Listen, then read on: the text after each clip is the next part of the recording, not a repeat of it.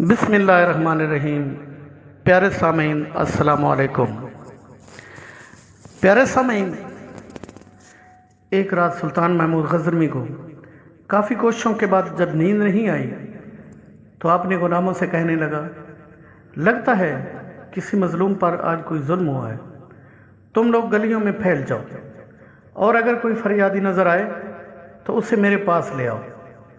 تھوڑی دیر کے بعد وہ سب واپس آ کر کہنے لگے، سلطان ہمیں کوئی بھی فریادی نہیں ملا، آپ آرام سے سو جائیں۔ سلطان کو جب پھر بھی نیند نہیں آئی تو وہ خود کپڑے بدل کر محل سے باہر نکلا۔ محل کے پیچھے حرم صحرا کے نزدیک انہیں کسی کی فریاد سنائی دی، اے اللہ، سلطان محمود اپنے مصائبوں کے ساتھ محل میں عیش و عشرت کی زندگی گزار رہا ہے اور محل کے پیچھے مجھ پر یہ ظلم توڑا جا رہا ہے۔ سلطان نے کہا، کیا بات ہے؟ میں محمود ہوں اور تمہاری فریاد رسی کے لیے آیا ہوں۔ مجھے بتاؤ کیا ظلم ہوا ہے، مجھے بتاؤ کیا ظلم ہوا ہے تمہارے ساتھ؟ تو وہ کہنے لگا، آپ کے خاص میں سے ایک شخص جس کا نام میں نہیں جانتا ہر رات میرے گھر آتا ہے اور میری بیوی پر ظلم و تشدد کرتا ہے۔ سلطان نے پوچھا، اس وقت وہ کہاں ہے؟ شاید اب وہ چلا گیا ہو۔ تو سلطان نے کہا، جب وہ دوبارہ آئے تو فوراً آ کر مجھے اطلاع کر دو۔ پھر سلطان نے محل کے دربان کو وہ شخص دکھایا اور کہا کہ جب بھی یہ دربار آئے اس سے سیدھے میرے پاس پہنچا دو، اگر میں نماز کی حالت میں بھی ہوں تو بھی پرواہ مت کرو۔ اگلی رات وہ شخص سلطان کے پاس آیا اور بتایا کہ وہ شخص اس وقت اس کے گھر میں ہے۔ سلطان اسی وقت ہاتھ میں تلوار لیے اس شخص کے ساتھ چل پڑا۔ جب اس کے گھر کے قریب پہنچا تو سلطان نے اس شخص سے کہا کہ گھر کے سارے چراغ بجھا دو۔ پھر اندھیرے میں اس کے گھر میں گھس کر اس شخص کا سر تن سے جدا کر دیا۔ پھر سلطان نے حکم دیا کہ چراغ روشن کر دو۔ اس شخص کا چہرہ دیکھا اور سجدے میں گر پڑا۔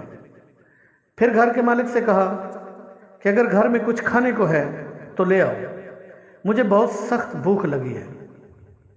تو وہ شخص کہنے لگا، آپ جیسا سلطان مجھ غریب کے گھر کا کھانا کھائے گا؟ سلطان نے کہا، جو کچھ بھی ہے لے آؤ۔ وہ شخص ایک سوکھی روٹی اٹھا لایا جسے سلطان نے بڑی رغبت سے کھایا۔ وہ شخص سلطان سے پوچھنے لگا کہ چراغوں کو بجھانا، سجدہ کرنے اور روٹی طلب کرنے کے پیچھے آخر کیا ماجرا ہے؟ تو سلطان نے فرمایا، میں نے جب تمہاری داستان سنی تو سوچا کہ سلطنت میں ایسا ظلم کرنے کی ہمت صرف اور صرف میرے کسی بیٹے کی ہو سکتی ہے۔ اندھیرا کرنے کو اس لیے کہا تھا کہ پدران شفقت میرے انصاف کے راستے میں حائل نہ ہو جائے۔ اور چراغ جلنے پر جب میں نے دیکھا کہ وہ میرا بیٹا نہیں ہے تو میں سجدہ شکر بجا لایا۔ کھانا اس لیے مانگا تھا کہ جب سے مجھے تمہاری مصیبت کا علم ہوا میں نے اپنے اللہ کے سامنے قسم کھائی تھی کہ جب تک تمہیں انصاف نہیں مل جاتا میرے اوپر روٹی حرام ہے۔ اس وقت سے اب تک میں نے نہ کچھ کھایا تھا نہ پیا تھا۔ تو پیارے سامعین، تاریخ کے سنہری اوراق سے کچھ عقیدت کے نفیس و معطر پھول صرف اور صرف آپ کے لیے۔ اگر ہماری آج کی ویڈیو اچھی لگے تو اپنے دوست احباب کے ساتھ لازمی شیئر کریں اور خوبصورت سا کمنٹ لکھیں۔ شکریہ۔